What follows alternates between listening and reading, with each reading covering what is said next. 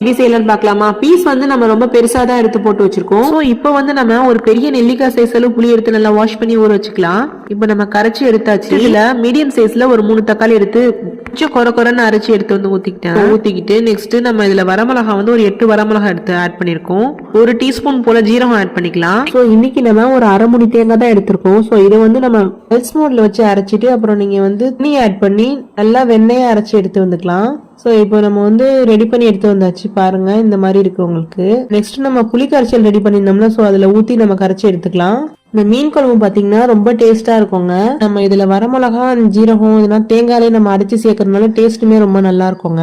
இதுல மல்லித்தூள் பாத்தீங்கன்னா ஒரு 1.5 டேபிள் ஸ்பூன் ஆட் பண்ணிருக்கேன்.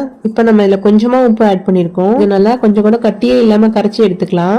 நம்ம சேர்த்திருந்த தக்காளி பேஸ்ட் நெக்ஸ்ட் வந்து நம்ம வெங்காயம் அரைச்சி சேர்த்துடணும் இல்லையா? சோ எல்லாத்தையும் நல்லா அரைச்சி சேர்த்துட்டு வெங்க கட்டி இல்லாம இந்த மாதிரி நல்லா கரைச்சி விட்டு எடுத்துக்கலாம். ஃபர்ஸ்டா நம்ம வந்து ஒரு கையளவு ஃபுல்லாவே நம்ம வந்து சின்ன வெங்காயம் எடுத்துக்கலாம். சின்ன வெங்காயம் ஆட் பண்ணி செய்யும் போது டேஸ்ட்டுமே ரொம்ப நல்லா இருக்குங்க.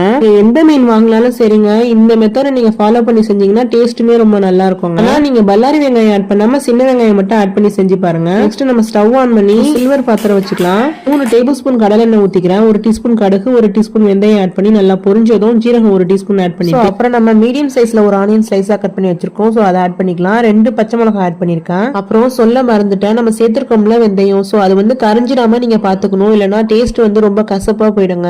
பொரிஞ்சதுக்கு அப்புறம் நீங்க எல்லா இன்கிரீடியன்ட் ஆட் பண்ணிடுங்க. வெங்காயம் ஓரளவு வதங்கினதுக்கு அப்புறம் நம்ம வந்து கருவேப்பிலை ஆட் பண்ணிக்கலாம். 100 கிராம் வெண்டிக்காய் இருக்கும், நான் கட் பண்ணி வச்சிருக்கேன். நம்ம வந்து இதையும் சேர்த்துக்கலாம்.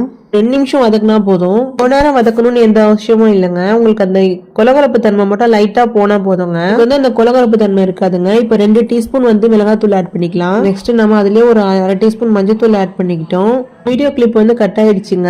எண்ணெய் பிரிச்சு வந்ததுக்கு அப்புறம் நம்ம ரெடி பண்ணி வச்சிருந்த புளி கரைச்சல ஃபுல்லாத்தையும் கொஞ்சமா ஆட் பண்ணிக்கலாம். பாருங்க இப்ப எல்லாத்தையும் நம்ம ஆட் பண்ணிட்டு கொஞ்சமா தண்ணி கழுவி ஊத்திருக்கோம். நம்ம வந்து ஸ்பைசஸ் ஆட் பண்ண உடனே தாளிப்பு ஊத்தக்கூடாது, எண்ணெய் பிரிஞ்சு வரணும். சோ அதுக்கப்புறம் தான் நம்ம ஊத்தணும். லாஸ்டா நம்ம கொஞ்சமா உப்பு ஆட் பண்ணிக்கலாம். வந்து உங்களுக்கு முழுமையா வெந்து வரணும். அண்ட் நம்ம சேர்த்திருக்க மசாலாவும் ஒன்னா செட் ஆகி வரணும். ஸ்டவ் வந்து நம்ம மீடியம் ஹைலயே வச்சுக்கலாம், ரொம்ப ஹைல வச்சிட வேணாம். சோ இப்போ வந்து குழம்பு நல்லா கொதிச்சு மசாலா எல்லாம் நல்லா செட் ஆகி வந்ததுக்கு அப்புறம் பாத்தீங்கன்னா வெண்டைக்காய் உங்களுக்கு முழுமையா வெந்துடும். சோ இப்போ வந்து நம்ம வந்து மாங்காய் ஆட் பண்ணிக்கலாம். ஏன்னா ஒட்டு மாங்காய் ஆட் பண்ணி செய்யும் போது டேஸ்ட் வைஸ் பாத்தீங்கன்னா ரொம்ப நல்லா இருக்குங்க. மாங்காய் சேர்த்ததுக்கு அப்புறம் நீங்க 2 நிமிஷத்துலயே நாங்க ஃபிஷ் ஆட் பண்ணிடலாம். பாத்தீங்கன்னா உங்களுக்கு வந்து இந்த மாங்காய் பாருங்க உங்களுக்கு முழுமையா இல்லாம உடஞ்சு போயிடுவாங்க. அதனாலதான் இந்த மீன் பாத்தீங்கன்னா நம்ம ஃப்ரெஷ்ஷா சேர்த்து செய்யும் போது டேஸ்ட்டுமே ரொம்ப நல்லா இருக்குங்க. சிகப்பு கொடுவா மீனுங்கிறதுனால இன்னுமே டேஸ்ட் நல்லா இருக்குங்க.